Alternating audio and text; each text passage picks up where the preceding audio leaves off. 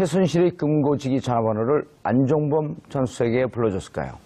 정유라는 검찰 수사를 마친 지 얼마 되지 않았도 왜 오후에 불려갔을까요? 검찰이 뭔가 새로운 증거를 발견한 것 같습니다. 이 문제와 관련해 전문가 세 분 모시고 말씀 나눠보도록 하겠습니다. 고재열 시사인 기자 자리하셨습니다. 네, 안녕하십니까. 점입가경에 죽었는 줄 알았더니 어렸을 때 우리가 속담을 잘 배운 것 같아요. 꺼진 불도 다시 보자. 꺼져도 꺼진 게 아니죠. 예. 끝나도 끝난 게 아니다. 그리고 시사인이 그 전에 수첩 안종범 시사는 꼭 얘기해야겠어요. 네. 왜냐하면 국내 언론사 중에 그 유일하게 17건, 진짜로? 39건, 전부 56건 가지고 있는 언론사 우리가 유일하니까. 근데 그럼 보여주자는데 어떻게 알아요, 우리가? 기사로 증명하지 않습니까? 일부만 나온 것 같은데. 그런데 저희도 이제 그때 의문이었던 게 정말 중요한 수첩이 몇 건 좀 빠진 것 같다. 그런 생각을 했었거든요. 그런데 지금 이번에 7건이 나와서 예. 그 부분을 채워주는 것 같습니다. 활용정점, 네. 용의 눈에 해당하는. 예. 아하. 활용정점이라는 표현 아세요? 조대준 변호사님? 네, 알고 있습니다. 아직 소개 안 했습니다. 예. 예, 조대준 변호사 자리하셨습니다. 안녕하십니까. 예, 원래 옛날에 이 군사 독재 정권 시절에는요, 소개하지 않는데 미리 나오면 구속시켜요. 알겠습니다. 자, 그럼 대신데 이경수 교수님 네, 자리하셨습니다. 예. 오늘 세 분은 회색으로 유니폼 맞춰 입고 나오셨어요? 예, 지금 갈치가 제철이니까. 아, 갈치가 제철이니까. 예. 세 분의 회색 분자와 정체성이 분명한 제가 진행하도록 하겠습니다. 알겠습니다. 중요 수첩인가 봐요? 네. 내용이? 그런데 내용 일부 언론에 공개된 것 이외에는 못 보셨죠? 네, 일단은 이제 지금 예. 관건이 되는 것이 대통령이 안종범 전 수석에게 이상화에 대해서 이제 얘기를 하고 유럽의 국제전화 번호를 통화할 수 있는 번호를 알려주지 않았습니까? 이제 이 지점인데 사실은 예. 시사인에서 한 4, 5개월 전에 예.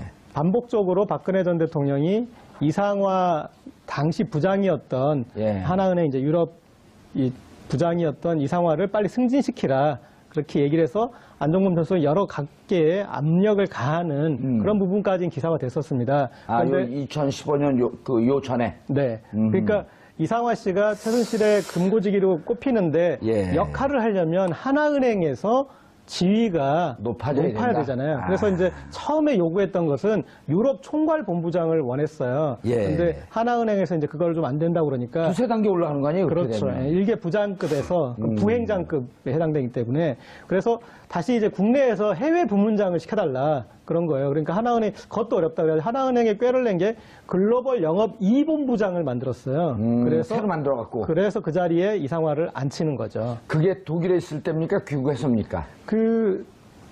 이제 이본부장을 만든 게. 귀국에서입니다. 귀국에서죠. 예. 그리고 독일에 있을 때 이상화 이 당시 부장이 했던 이제 결정적인 역할 중에 하나가 정유라 씨에게 이 대출을 해주는데 대학생이잖아요. 예. 대학생인데 국내 재산이 많으니 담보가 있으니 대출해주겠다 그래서 38만 유로 정도. 36만 유로입니다. 정확하게. 예. 그래서 한 4억 7천만. 4억 7, 8천 되는 예. 그걸 이렇게 대출해줬던 이제 그런 그 전력도 있고 그리고 예.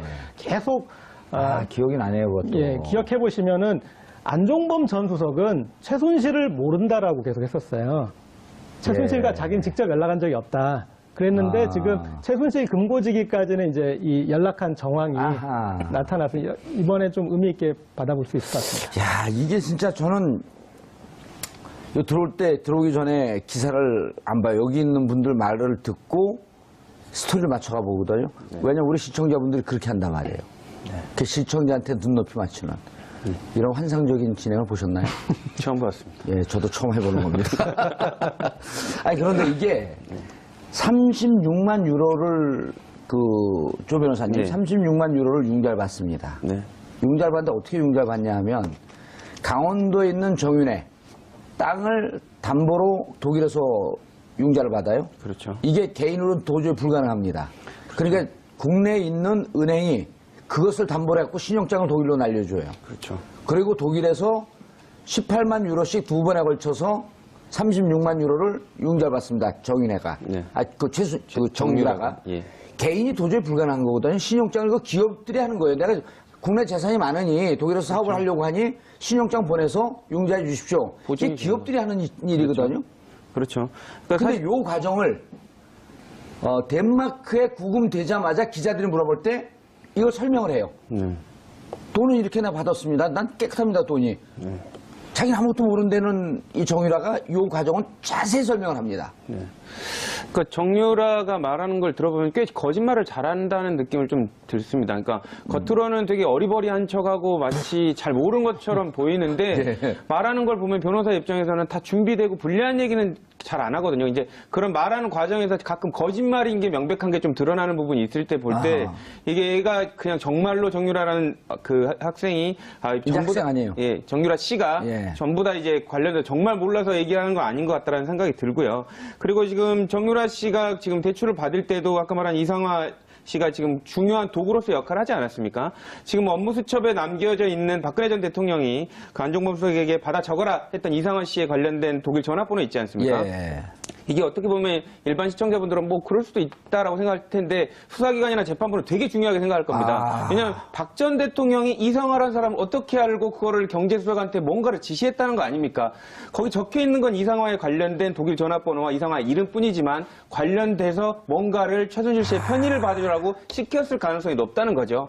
아마 재판부가 재판을 하게 되면 박 전 대통령한테 이 질문을 할 겁니다. 그러면 안종범 수석에게 경제수석에게 이상화 씨 전화번호와 이상화 씨 이름을 말해주고 그리고 뭘 지시를 했냐. 그리고 지시를 한 다음날 돈이 들어간 거에 관련돼서 전혀 아는 바가 없냐라고 캐 물을 겁니다. 근데 박 전 대통령의 대답은 모릅니다. 제가 그랬나요? 라고 대답을 할 텐데 그러면 이제 더 미움만 사겠죠, 재판부한테. 그래도 재판부는 이 증거 능력에 대한 확신을 가질 것이다. 그렇죠. 그리고 안종범에게 지시해서 이 뇌물이 건너가는 과정을 박근혜 전 대통령이 총괄 지휘했다는 심정을 굳힐 것이다. 그러니까 일단 그 안종범 수석이 제가 그걸 적어놨는데 박 전 대통령이 그거를 지시해서 이렇게 한 부분을 전혀 모르겠습니다라고 해도 정황상으로는 박 전 대통령이 지시한 게 됩니다. 예. 근데 안종범 수석이 재판 나와서 그 얘기를 할 겁니다. 분명히 박 전 대통령이 이상화에 관련된 부분을 정보를 주고 관련돼서 정확하게 기억은 나지 않지만 그런 부분을 챙겨보라고 했다 진술이 나오는 순간 박 전 대통령이 이제 빠져나갈 구멍이 없는 거죠. 이 교수님, 네네. 이 전화번호를 보고 아주 중요한 여기 단서가 있거든요. 네. 찾으셨나요? 아니, 뭐, 정확하게는 제가 못 찾았어요. 001 KT를 썼습니다. 007, 00도 있는데 왜 KT를 썼을까요? 글쎄요, 그거까지 제가 저도 잘 모르겠습니다. 잘 모르겠는데요. 우리 조 변호사 이렇게 잘 설명을 네. 잘 해주셨는데요. 이게 지금 두 가지 미스테리예요. 하나는 분명히 그 삼성에서 그러니까 이 수첩의 날짜에 되어 있는 날짜가 2015년 9월 13일이거든요. 9월 13일. 그 이후부터 돈이 들어간 예, 거예요? 그것도 그 이후도 바로 다음 날이에요. 다음 날. 이거 그러니까 9월 어떻게 14일 설명을 날 하지? 10억 8천만 원이 저희 삼성에 들어갔습니다. 예. 근데 아마 제가 예측할 때는 그 들어간 계좌는 최순실의 개인 계좌는 아닌 걸로 생각이 돼요. 비덱스포스 예. 계좌겠죠. 그렇죠. 예. 그 비덱스포츠 공식 컨설팅 계약을 해서 그리로 들어갔는데 그럼 비덱스포스는 누구 거예요? 그래서요. 비덱스포츠는 당연히 최순실 거죠. 최순실 거 맞습니다. 비덱스포츠는. 예. 최순실 거 맞아요. 다만 형식상으로는 삼성하고 비덱하고 그 승마 관련해가지고 컨설팅 계약을 맺은 거였거든요. 그러니까 거기에 대한 소위 말하는 이제 그 필요한 경비 해가지고 보냈다고 생각되는데 필요한 경비 휴지 사는 거, 근데 개 밥 사는 문제는 거. 이제 미스테리가 당연한 계약인데 그거를 왜 대통령이 지시를 해가지고 경제수석이 파악을 해야 되는지 첫 번째가 그 미스테리죠. 그다음에 두 번째는 단순하게 그 업무 대행을 한 것은 KB 하나은행의 독일 법인자로 당연한 업무예요. 업무인데 왜 대통령이 2016년 1월이죠. 안종범 수석을 통해 가지고 승진을 지시를 합니다. 이상화를 승진시켜달라. 언제죠? 16년 1월 달이요. 2016년 1월. 네. 그때는 이상화 씨가 어디 와서 했었죠. 국내에 들어와 있어가지고 삼성타운 지점장으로 근무할 때입니다. 그리고 나서 이 본부장이라고 하는 걸 만들어서 이 본부장을 승진하는. 예. 근데 그것도 누굴 통해서 하냐면은 안종범 수석이 직접 KB은행장한테 지시한 게 아니라 누구한테 했냐면 정찬욱 금융위 당시 금융위 부위원장. 그분을 통해 가지고 금융위가 이제 아무래도 은행을 쥐고 흔드는 권력기관이니까 정찬욱을 통해 가지고 이제 부탁을 하죠. 근데 아니 왜 정상적인 업무를 하는 은행의 지점장을 승진시켜달라? 그 대통령 지시사항으로? 이건 미스테리예요. 그래서 제가 볼 때는 두 가지를 추론할 수 있어요. 첫 번째는 그때 들어간 돈을 확실하게 삼성에 넣느냐 안 넣느냐 그걸 체크를 해봐라. 그러려면 그 체크를 누가 해야 되느냐? 당연히 독일 현지 법인장이 체크를 해야 되겠죠. 그다음에 두 번째로 뭐가 문제냐면 아마 단순하게 업무를 위한 법인장이 아니고 아마 독일 내에 최순실의 자금을 본격적으로 세탁을 해준 중요한 인물이 아닐까. 오늘 많이 나가시네. 아니 그렇잖아요. 근데 의혹만 제기하는 거죠. 그냥. 그렇죠, 그렇죠. 아니, 예. 괜히 제가 저 뒤를 이어서 무상급식 받을까 봐 걱정해야 아닙니다. 예. 그래서 저는 이제 그런 추론이 안 그러면 도저히 무슨 의혹이라고 이유로. 꼭 붙이세요. 아니 그래, 알겠습니다. 그래 빠져나갑니다. 이런 의혹이 있습니다. 또 시킨다고 하시네. 아까 이미 다 했는데. 이 의혹에다가 조금 예. 더 이제 살을 붙여보면 의혹의 사례요. 예. 그러니까 이상화라는 인물을 중심으로 해서 좀 축이 생깁니다. 예. 그러니까 유럽에서 활동하고 있는 고려대 출신 그리고 또 삼성 예. 이들을 통해서 이제 사람들이 연결이 돼요. 그 꼭지점에 양혜경이라는 삼성전자 유럽 총괄본부장이 있고요. 그분도 고대 출신이죠. 네. 그리고 예. 또 이 미얀마 대사로 가는 몇 개월 전만 해도 양혜경이라는 이름이 금기어였었는데. 예. 그리고 미얀마 대사로 가는 유재경이라는 인물이 있어요. 예. 그러니까 여기는 고려대 출신의 삼성전기. 예. 언성기? 그런데 이제 그들하고 같이 선후배 이제 하나은행에 있지만 이상화는 예. 이제 이들과 어떤 이 안에서 양혜경 그리고 그 이상화보다도 그 유재경이 더 선배인가요? 그 선후배는 제가 좀 하여튼 동문인데 예. 선후배는 제가 좀 약간 모호한데 미얀마 대사로 가고 미얀마 예. 대사를 또 최순실씨가 박은 거 아니에요? 그렇죠. 그리고 그 미얀마 대사로 간 뒤에 제일 관건이 됐던 게 미얀마 K타운 사업이었잖아요. 예. 그래서 기존 이렇게 얼토당토하는 사업을 해서 엄청난 돈을 거기다가 쏟아 부으려고 보고. 했는데 그게 이제 알려진 것이고 그리고 미얀마 대사 기존 대사를 까낼 때 무리수가 있었고 임명할 때도 또 무리수가 있었고 그리고 이런 패턴이 또 이란의 K타워에도 가고 그러니까 우리가 유재경 씨 기억나요? 공항에 들어서 사람 잘못 봤다 그러고 들어가자마자 바로 최순실 씨가 놓줬습니다. 우리 자백하고. 예. 이런 세계에 이렇게 들어오시면 안 되는 분이었는데 예. 그 정도의 어떤 배짱도 없는 분이었는데 이렇게 근데 들어왔고 동문이시잖아요. 뭐 저까지 같이 이렇게 넘기시려고 그러십니까? 예. 어쨌든 예. 그렇게 이게 최순실 관련 비리가 글로벌 비리로 어떻게 확장되려고 했는지의 단초를 보여주는 그런 인물들입니다. 야, 이게 뭔가 진짜 증거가 아주 결정적인 스모킹 건이 찾아진 것 같아요. 그렇죠. 이제 당사자들 박 전 대통령 다 부인하고 있는데 주요 사람들이 있고 서로 한 행동들이 있지 않습니까? 예. 이거 확인하는 게 한눈에 들어온 거 되게 쉽습니다. A4지 하나 놓고 사람들이 왔다 갔다 한 행동들을 화살표로 그려볼 때 많이 제일 교점에 와 있는 사람이 중심적인 역할을 한 부분이고요. 안 그러면 다 관여됐다고 볼 수 있는데 그 부분은 아까 그 기자님 말씀 주신 대로 금방 이렇게 쉽게 드러나는 부분이고 또 연결고리가 있기 때문에 재판부도 그렇고 검찰도 그렇고 이제는 확실히 좀 인지를 할 것 같습니다. 아니 박근혜 대통령은 전 대통령이 이랬다고요? 최순실이 독일에서 돈을 받은 것도 나중에 알았다. 그럼 이것도 안종범 혼자 알아서 한 일이다? 그럼 받아 적는 것도 혼자 받아 적고? 그래서 예. 제가 방금 말씀하신 대로 이 부분이 이제 아마 재판 과정에서 굉장히 핵심적인 어떤 공방으로 이어질 가능성이 높습니다. 지금까지 박근혜 전 대통령의 일관적인 진술은 뭐냐면 몰랐다는 거거든요. 지시한 사실이 없었다. 그런데 이번에 찾은 그 2015년도 7건은 대부분이 2015년도 9월달 그 근처에 다 메모예요. 7건 모두가.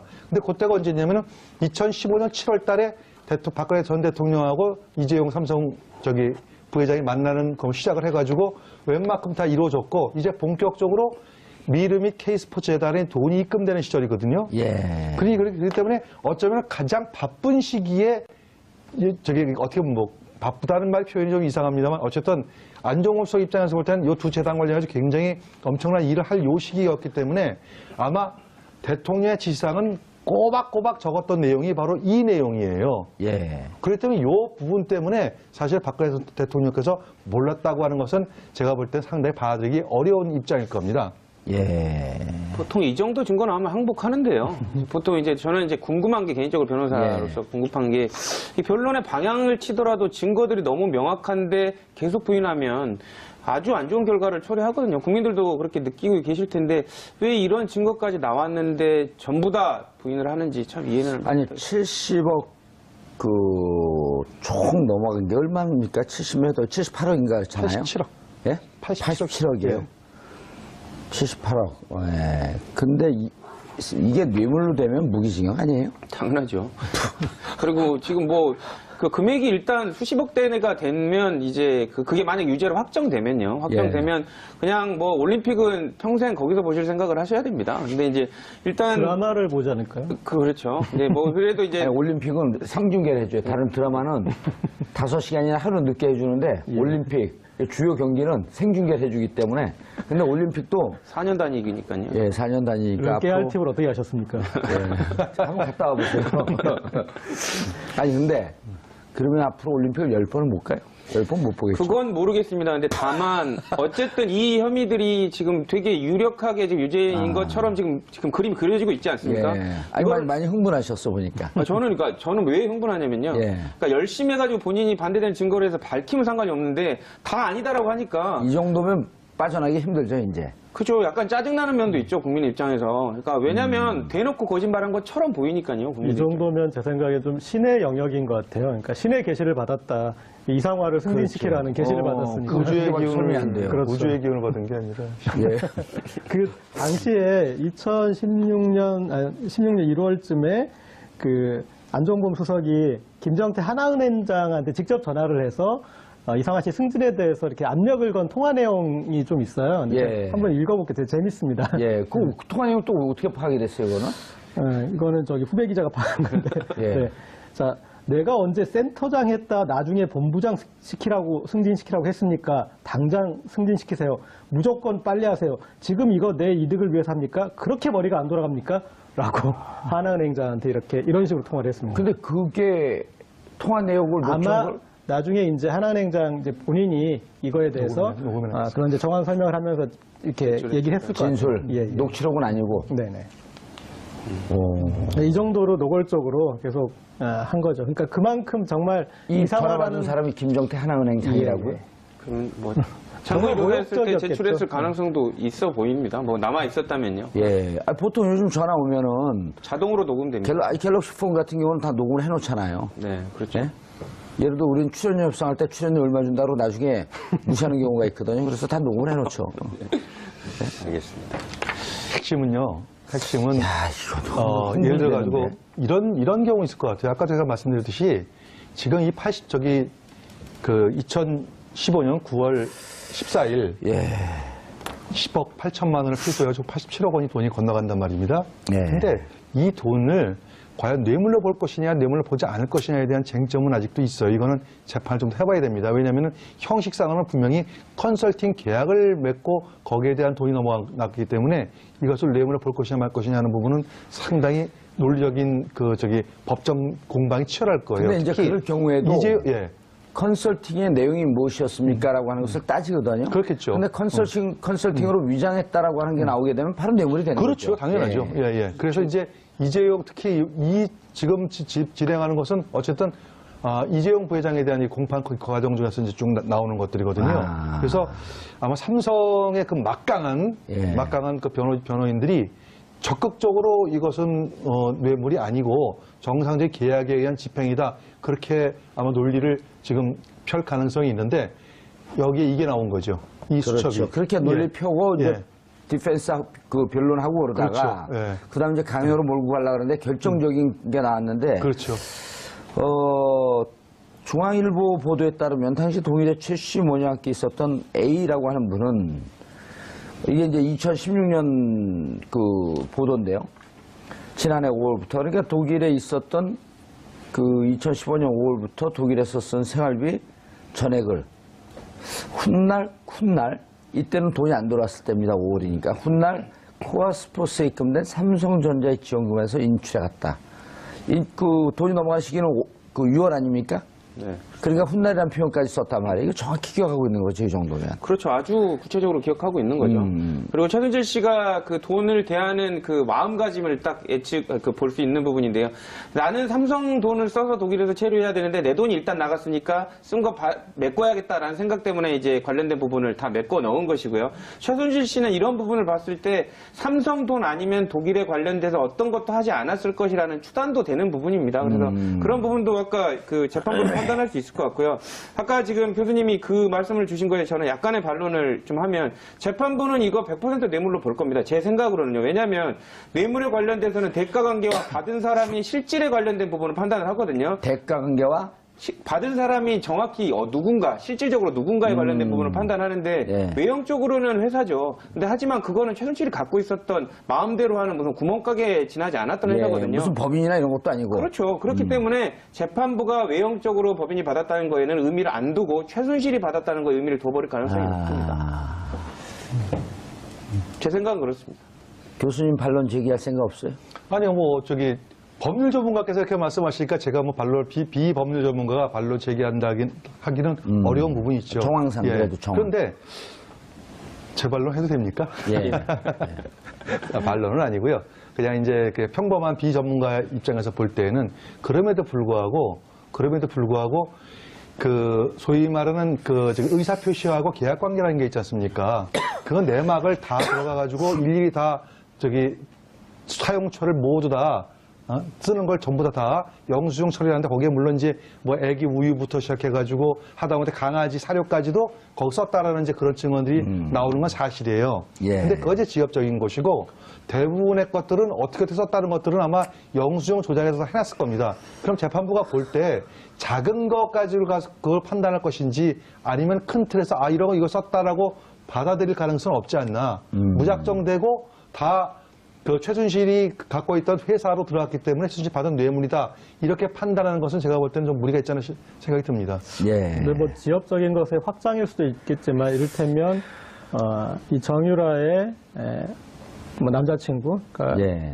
사실혼 관계에 있던 남자친구까지 불러들여서 거기에 정확하게 임금이라 보기엔 좀 애매하고 예. 어쨌든 쓸 수 있는 용돈 정도로 이렇게 입금했던 그런 영역까지 다 있어가지고 분명히 이제 사적으로 아주 우리가 용인할 수 있는 어떤 그런 범위를 넘어서서 유용을 했던 계좌인 게 나타나면 이것은 사실상의 이 법인은 이제 최순실 씨의 어떤 개인 법인이다 이렇게 유권 해석은 충분히 할 수 있을 것 같습니다. 예. 정유라 씨 얘기도 좀 나눠봐야 될 것 같은데요. 야, 이제 이렇게 되면 이게 구체적으로 돈이 이제 넘어간 게 확인이 됐고, 예를 들어서 비덱스포스에 정유라 씨도 이사로 있는 거 아닌가요? 그거는 제가 확인을 못해요. 비덱스포스에. 처음에 이렇게 법인을 있었죠. 만들 때 예, 그래가지고 만들 때 한 달에 있었죠. 640만 원씩인가 630만 원씩 급여도 나갔습니다. 정유라 명의로. 신주평 씨. 거기는 이제 그 남편, 네네. 그 사실혼 관계에 있는 분이. 그러면은, 만약 정유라 씨가 이 비덱스포스에서 또 월급을 받았다고 한다면, 비덱스포스와 삼성과의 관계를 알고 있냐 추궁할 수 있을 거 아니에요? 근데 이제 정유라는 시종일관 모든 문제에 대해서 본인의 그 대학의 전공 수업 나는 그런 걸 듣는지도 모르고 본인이 그런 학생인지도 모르고 있었던 식으로 이렇게 계속 모른다라고 하고 있어서 예. 그래서 이제 어떤 또 명의가 쓰인 부분들이 또 있고 그렇게 지분까지 이제 들어가 있는 그런 부분도 있긴 하지만 계속 그런 좀 이제 부인으로 일관해서 그게 처벌을 떠나서 정유라로부터 어떤 다른 내용이 밝혀지기는 그렇게 쉽지는 않을 것 같습니다. 그런데 이게 이제 지금 문제가 되고 있는 게 뭐냐면 정유라 씨 구속영장을 재청구할 것이냐 말 것이냐 했는데 지금 이제 김병욱 더불어민주당 의원이 13일 며칠 안 됐죠. 교육부로부터 제출받은 자료를 보게 되면 정유라 씨가 귀국하면서 얘기했던 게 지금 다 또 거짓말로 드러났단 말이에요. 네. 자기는 전공이 뭔지도 모른다. 언제 학교 간다 그랬냐. 엄마가 다 했다. 그런데 여기 보게 되면 교수님하고 주고받은 메일 중에서 안녕하세요. 체육과학부 몇몇몇 학번 정유라 학생입니다. 본인이 보낸 이메일이에요. 그럼 누가 보냈죠 그럼? 이상한 씨가 보냈나요? 그리고 이런 걸 갖고 검찰은 사실은 거짓말을 한 것을 있다라고 하는 것을 거짓말한 것을 들이대면서 이런 것도 모른다고 하니 증거인멸의 위험이 있는 거 아닙니까? 라고 재청구할 가능성이 있지 않을까요? 그렇죠. 그러니까 거기다 증거 인멸 혹은 이제 증거 조작 뭐 그렇죠. 여러 가지 예. 그런 그 여지가 있어서 그러니까 저도 사실은 국민들 많이 실망하셨을 거예요. 그러니까 예. 왜냐하면 정유라 관련해서는 충분한 시간이 있었기 때문에 거기에 대해서 법적인 그런 부분들이 다 충분히 입증할 수 있는 구속영장을 발부받을 수 있을 만큼의 돼 있을 줄 알았는데 막상 이제 그런 결과가 나와서 실망스러우셨을 것 같은데 근데 그 짧은 기간 안에 이렇게 만회해서 하는 게 또 쉽지는 또 않을 것 같아요. 예. 야, 이게 어떻게 될 것 같아요? 그 구속영장 청구. 일단 뭐 특검을 거치면서 정유라 씨에 관련된 여러 부분, 그러니까 다른 혐의에 관련된 부분도 자료는 있을 것으로 보입니다.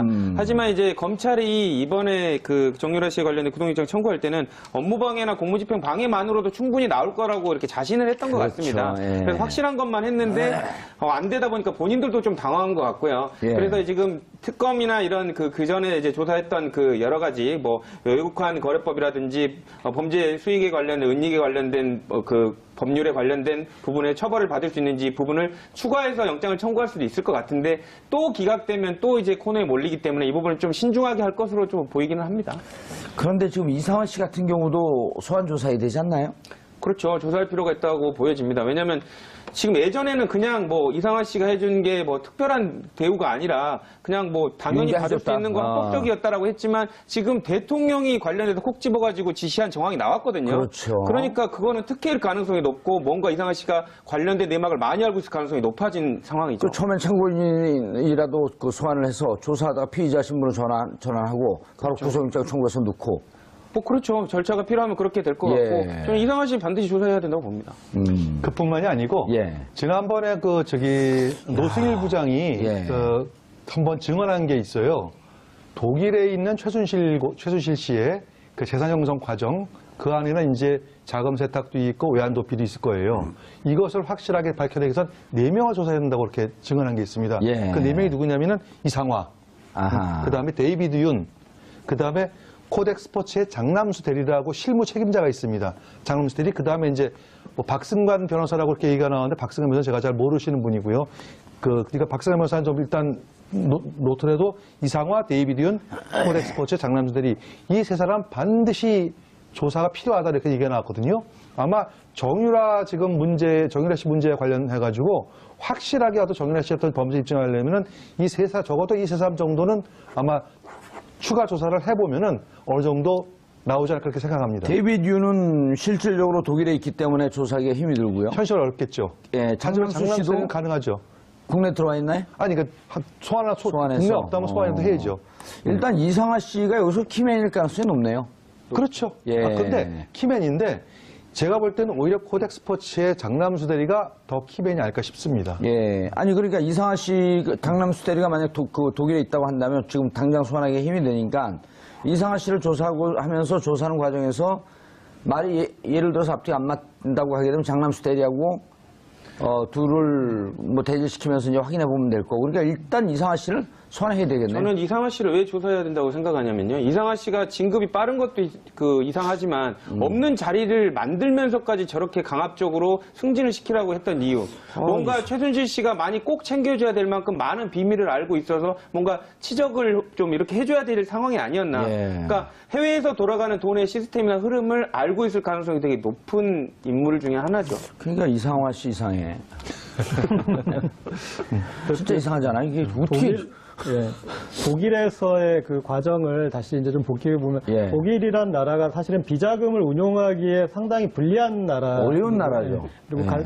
그런 이제 비자금에 대해서 독일이 민감한 것은 독일은 이제 그 비자금의 문제를 우리는 이제 어떤 정치 비리나 그런 차원으로 접근하는데 거기 독일은 그거 이상으로 플러스해서 테러 자금으로 또 볼 수 있기 때문에 그래서 비자금에 대해서 상당히 제도가 까다롭습니다. 예. 그래서 돈이 숨을 수 있는 어떤 그런 맞아요, 수 있는 맞아요. 나라는 아닙니다. 예. 그런데 거기서 최순실 씨가 거기에서 이제 예전에 독일에 살았기 때문에 독일로 갔는데 그 독일에서 그런 문제를 해결할 때는 훨씬 더 복잡한 제도들의 문제를 풀어줬어야 되는데 그럴 때 그 이상화를 비롯한 고려대 삼성팀의 역할을 좀 유추해 볼 수 있는 거죠. 그러니까 비덱 스포츠 같은 경우도 사실은 이 처음 설립 과정을 보면은 독일에서 그러니까 빨리 법인을 빨리 진행을 해야 되는데 그 빨리 하기 위해서 과정을 어떻게 했냐면 이미 만들어진 페이퍼 컴퍼니를 사요.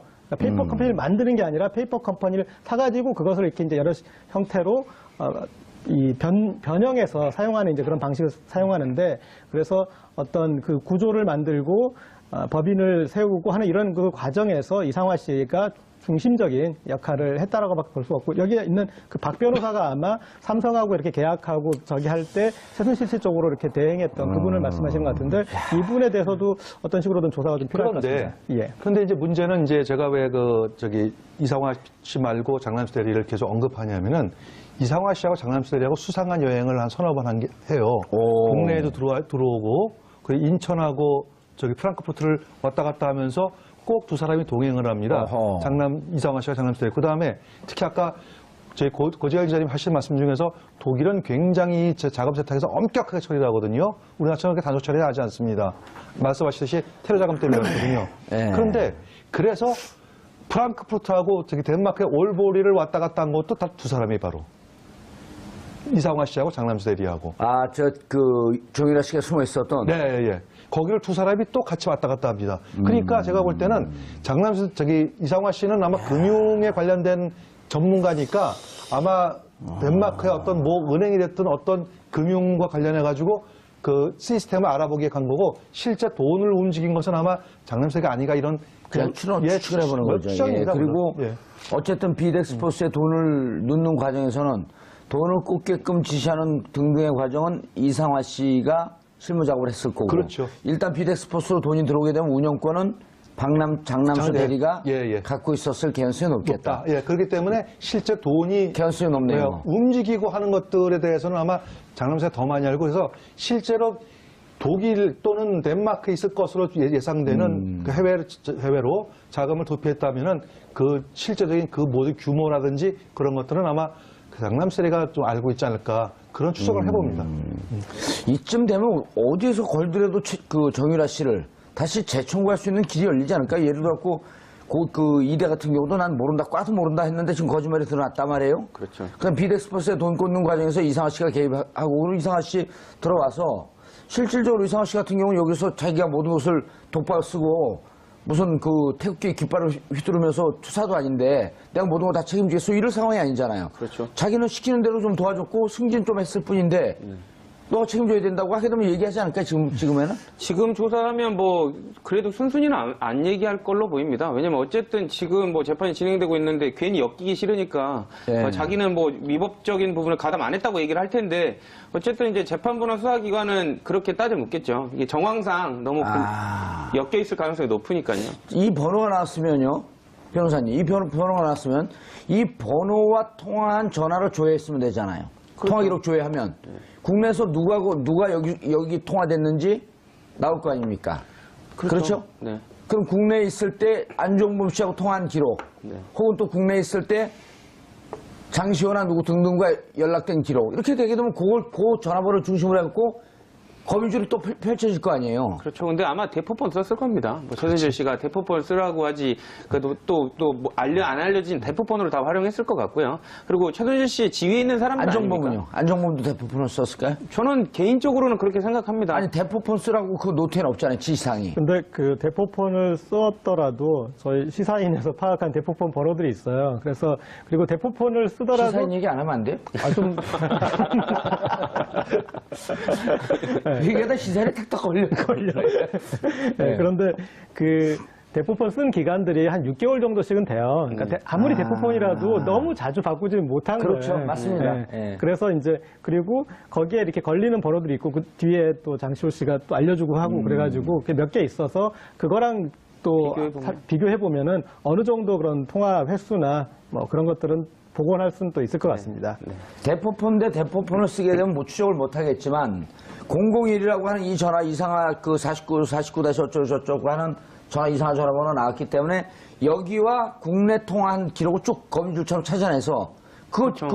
조회를 하게 되면 누구 전화가 걸려 있는지 나올 거 아닙니까? 수사를 할 때 제일 중요한 게 한 번호만 픽스돼 있으면 됩니다. 그렇죠. 한 번호 픽스돼 있으면 겹치는 번호가 반드시 한 명은 있거든요. 그러니까 그런 부분들을 조회내면 이제 그 연결고리를 찾을 수가 있죠. 근데 아까 말씀 주신 대로 둘 다 대포폰이면 픽스가 안 돼 있으니까 확인을 못 하는데. 여기 나와 있다 말이야. 자, 그런데 여기 나와 있는데 요나 전화번호 받고 안종범 수석의 전화번호가 이쪽으로 갔어요. 그리고 간 다음에 누군가에게 또 전화를 해, 이분이, 이상화가. 그 전화를 했는데 이 전화한 내용 중에 한 명이라도 삼성 임원이 나오게 되면 끝나는 거 아니에요? 그렇죠. 아주 개연성이 높거나 그 예. 업무에 관련된 사람이 했으면 뭐 비검찰이 만주 변호사도 이 정도 하는데 이거 검찰이 이거 조회 못할까요? 그러니까 아마 생각을 하고 있을 겁니다. 그래서 이제 의지가 있으면 이상화 씨를 부를 텐데 뭐 예. 제가 검찰이었으면 당연히 이상화 씨를 제일 아니 먼저 부르지 부를 않아도 것 이건 전화번호가 나왔기 때문에 KT 해갖고 001 KT 아니에요. 내가 아까 KT 그래서 얘기한 거예요. KT 수양물이 다 나오는 거죠. 어떻게 전화가 됐는지 전후로 해서. 그렇죠. 그리고 돈 들어가는 날 전후로 해서 삼성과 통화된 내용이 있었다? 그럼 나오는 거죠. 특검 수사관으로 가셨어야 되는데. 예. 제가 수상한 사람입니다. 아니, 그래서 요 번호가 있기 때문에 예, 예. 이 번호 통화 내용만 조회하면 다 나오는 거죠. 나오죠. 예. 예. 나오는데 그럼에도 불구하고 검찰은 굉장히 신중할 수밖에 없는 게 예. 업무상으로 연락은 누구나 할 수 있어요. 그리고 청와대의 안종범 또는 안종범과 관련되어 있는 청와대 그 예. 누가 통화했다면 그건 문제가 되는데 예. 삼성하고 통화한 것은 업무상 연락이라고 할 수 아니죠. 있습니다. 이상화 씨는요, 삼성하고 통화할 이유가 없죠. 비덱스포스 관계자면 삼성하고 통화해도 얘기가 됩니다. 왜 은행 관계자가 삼성하고 전화를 하죠? 입금을 했는데 입금 확인 좀 해달라고 할 수 있지 않을까요? 은행에 입금하고 입금 확인해달라고 은행장도로 전화해요? 그래서 여기서 삼성과 전화가 되면 무슨 내용으로 통화를 했습니까? 당연히 그렇게 나오겠죠. 얘기가 나오는 거죠. 나와야죠. 예. 예. 정상적이지 않습니다. 정상적이지 예. 않고요. 아무리 재판부가 폭을 넓혀서 이해해 주려고 하더라도 비정상적인 부분이 너무 많아서 해명하고 변명하는데도 한계가 있는 지금 상황들이 나오고 있습니다. 알겠습니다. 이재용 재판 과정에서 안종범의 수첩 새롭게 7건인가요? 몇 건이죠? 7건이 나오면서 이른바 스모킹 건이 나온 것 같은 판단이 듭니다. 이재용 뇌물죄 이제 8월 17일 마지막을 향해서 달려가고 있는데 이 와중에 소중한 증거.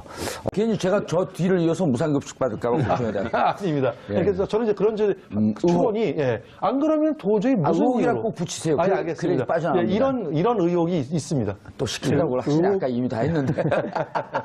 이 의혹에다가 조금 예. 더 이제 살을 붙여보면 의혹이 살아요. 예. 그러니까 그 이상화라는 인물을 중심으로 해서 좀 축이 생깁니다. 예. 그러니까 유럽에서 활동하고 있는 고려대 출신 그리고 또 삼성 예. 이들을 통해서 이제 사람들이 연결이 돼요. 그 꼭지점에 양혜경이라는 삼성전자 유럽 총괄본부장이 네. 있고요. 그분도 고대 출신이죠. 네. 그리고 예. 또 이 미얀마 대사로 가는 몇 개월 전만 해도 양혜경이라는 이름이 금기어였었는데. 예. 그리고 미얀마 대사로 가는 유재경이라는 인물이 있어요. 예. 그러니까 여기는 고려대 출신의 삼성전기. 예. 언성기?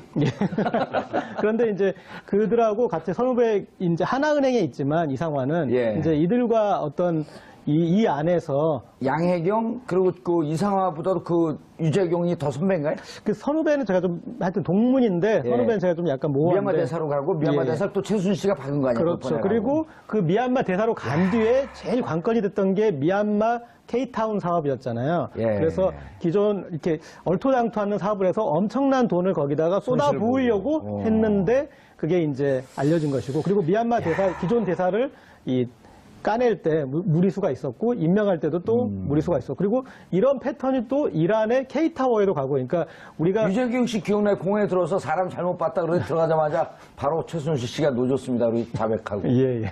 그러니까 이런 세계에 이렇게 들어오시면 안 되는 분이었는데 예. 그 정도의 어떤 배짱도 없는 분이었는데 이렇게 근데 들어왔고 동문이시잖아요.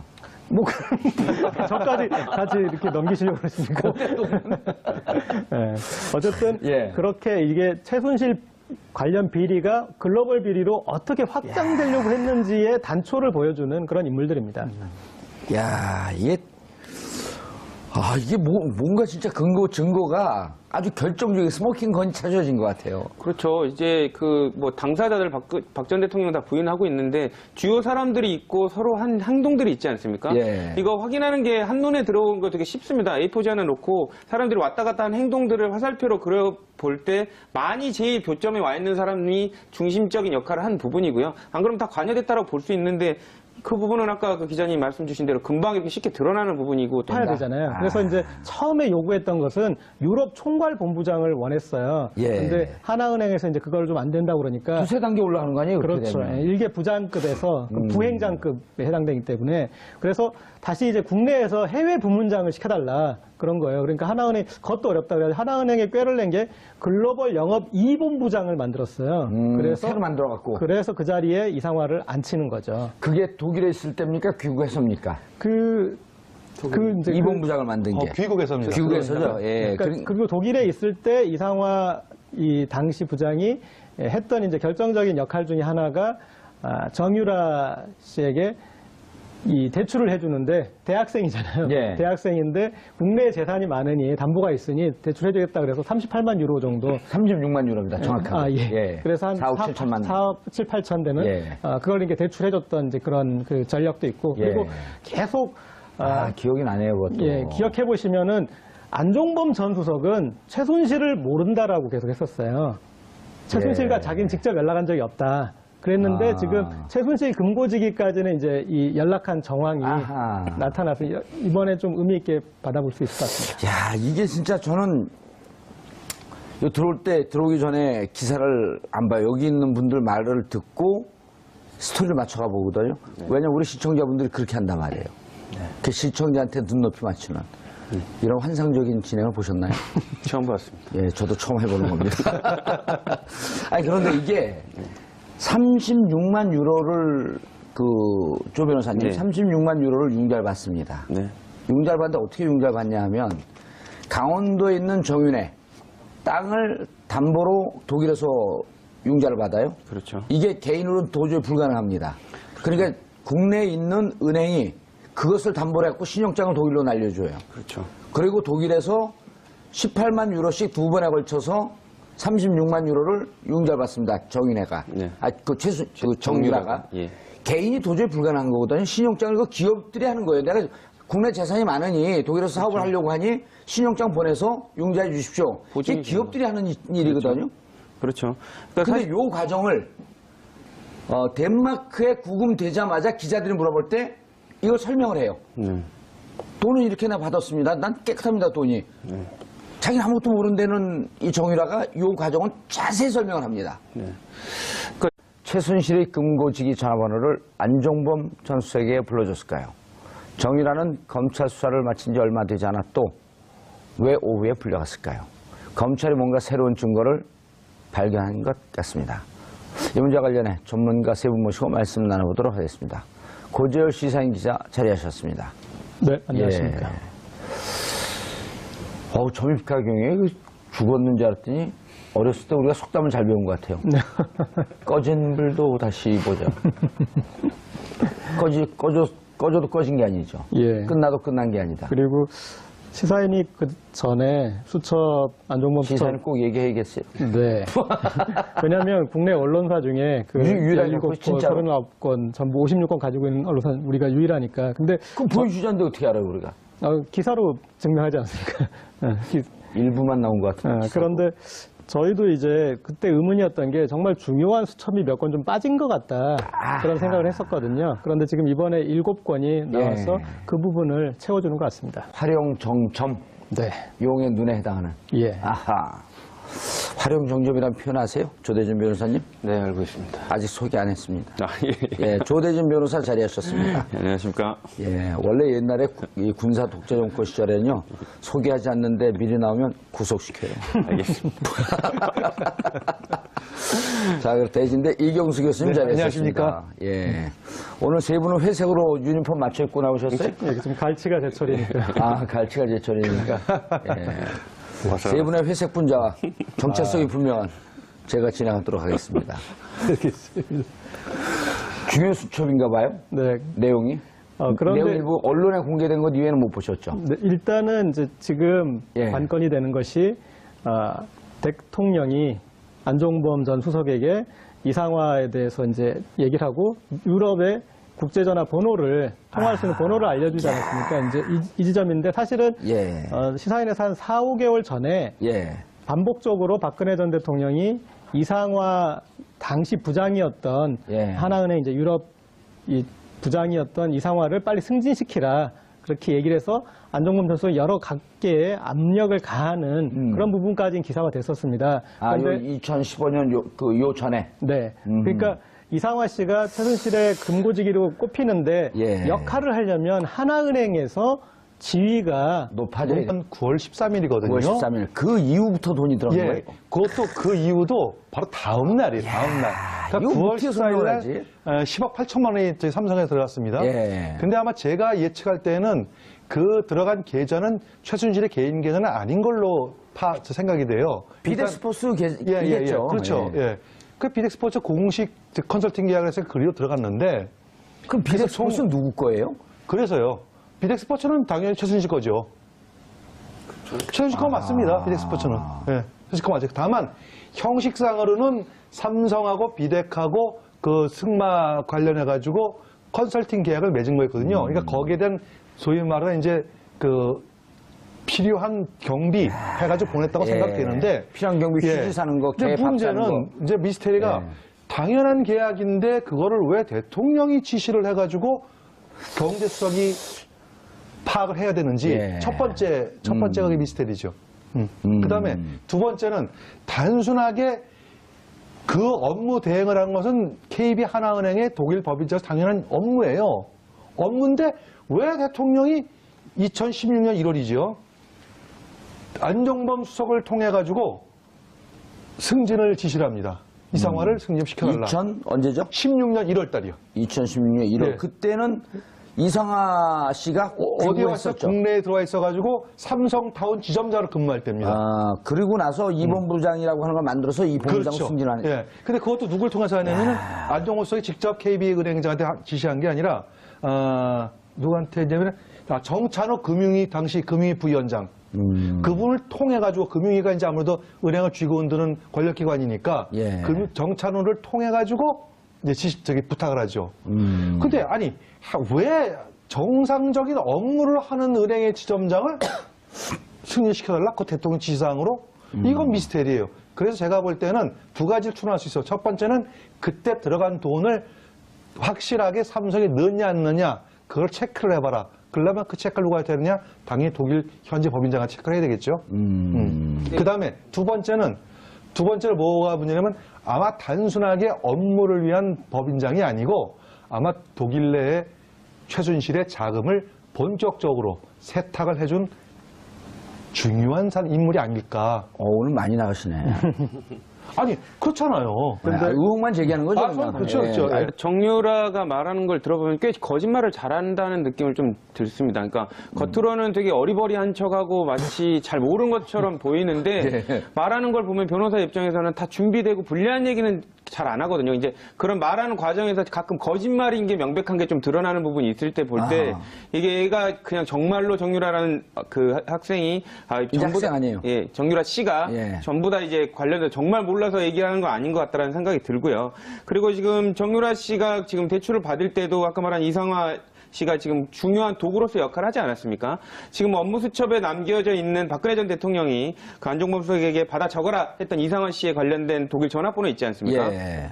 이게 어떻게 보면 일반 시청자분들은 뭐 그럴 수도 있다라고 생각할 텐데 수사기관이나 재판부는 되게 중요하게 생각할 겁니다. 왜냐하면 박 전 대통령이 이상화라는 사람을 어떻게 알고 그거를 경제수석한테 뭔가를 지시했다는 거 아닙니까? 거기 적혀 있는 건 이상화에 관련된 독일 전화번호와 이상화 이름뿐이지만 관련돼서 뭔가를 최순실 씨의 편의를 받으라고 시켰을 가능성이 높다는 거죠. 아마 재판부가 재판을 하게 되면 박 전 대통령한테 이 질문을 할 겁니다. 그러면 안종범 수석에게 경제수석에게 이상화 씨 전화번호와 이상화 씨 이름을 말해주고 그리고 뭘 지시를 했냐 그리고 지시를 한 다음날 돈이 들어간 거에 관련돼서 전혀 아는 바가 없냐라고 캐 물을 겁니다. 근데 박 전 대통령의 대답은 아마 모릅니다. 제가 그랬나요? 라고 대답을 할 텐데 그러면 이제 더 미움만 사겠죠 재판부한테. 그래도 재판부는 이 증거 능력에 대한 확신을 가질 것이다. 그렇죠. 그리고 안종범에게 지시해서 이 뇌물이 건너가는 과정을 박근혜 전 대통령이 총괄 지휘했다는 심정을 굳힐 것이다. 그러니까 일단 그 안종범 수석이 제가 그걸 적어놨는데 박 전 대통령이 그거를 지시해서 이렇게 한 부분을 전혀 모르겠습니다라고 해도 정황상으로는 박 전 대통령이 지시한 게 됩니다. 예. 근데 안종범 수석이 재판 나와서 그 얘기를 할 겁니다. 분명히 박 전 대통령이 이상화에 관련된 부분을 정보를 주고 관련돼서 정확하게 기억은 나지 않지만 그런 부분을 챙겨보라고 했다 진술이 나오는 순간 박 전 대통령이 이제 빠져나갈 구멍이 없는 거죠. 이 교수님, 네네. 이 전화번호를 보고 아주 중요한 여기 단서가 있거든요. 네. 찾으셨나요? 아니, 뭐, 정확하게는 제가 못 찾았어요. 001 KT를 썼습니다. 00700도 있는데 왜 KT를 썼을까요? 글쎄요, 그거까지 제가 저도 잘 모르겠습니다. 잘 모르겠는데요. 우리 조교수 이렇게 잘 설명을 네. 잘 해주셨는데요. 이게 지금 두 가지 미스테리예요. 하나는 분명히 그 삼성에서 그러니까 이 수첩이 날짜에 되어 있는 날짜가 2015년